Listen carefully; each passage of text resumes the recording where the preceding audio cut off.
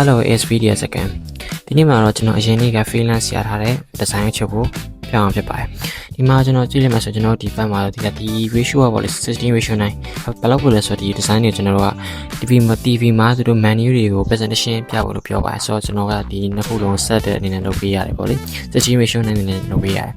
ဆိုတော့ဒီဘက်မှာကျွန်တော်တို့က frame တစ်ခုတော့ကျွန်တော်ချလိုက်တယ်ဘာလို့လဲဆိုတော့ frame ညီနေမှကြည့်ကောင်းမှာဆိုတော့ဒီဘက်မှာအောက်မှာကျွန်တော်တို့ဒီအဝါရောင်ခံထားတာသူပဲ brand color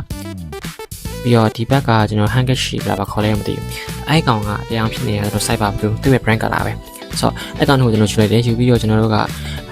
picnic ကိုသွားတဲ့ bike ကိုလိုချင်တာကြောင့်ကျွန်တော်တို့လုပ်ပေးခဲ့ဖြစ်ပါတယ်ဒီ font တွေကစပါလေနည်းနည်း fancy ဆန်းတဲ့ bike ကိုသွားထားတယ်ပြီးတော့တင်မော်ဒီဖြော်ရည်ကလည်းဒီ bike ကိုဆိုကျွန်တော် fancy ဆန်းတဲ့ bike ကိုပဲတုံးမိထားတယ်အားကြောင့် iPhone ယူခဲ့ရပါလေအကောင်လုံးက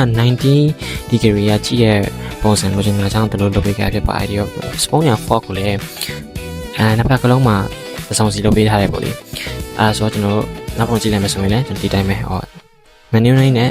dish တွေအားပြောင်းသွားတယ်ကျွန်တော်ဘာမှမပြောင်း frame တစ်ခုတည်းသွားချတာပေါ့လေအပြင်တို့တွားထားပါတယ်ဆိုတော့ဒီလိုမျိုး design တွေကိုစိတ်ဝင်စားတယ်ဒီလို presentation design တွေပြီးတော့ menu design ပြီးတော့ menu cat social media design timely design နဲ့ chassis design တွေ logo design တွေကိုစိတ်ဝင်စားရဆိုရင်ကျွန်တော်ရဲ့ TikTok တော့မဟုတ် Telegram မှာလာဆိုတဲ့မြန်လို့ရပါတယ် design မျိုးအတွက် package တွေနဲ့ price တွေမျိုးရှိရတဲ့အတွက်အသေးစိတ်လာဆိုတဲ့မြန်လို့ရပါတယ် so see you guys in the next video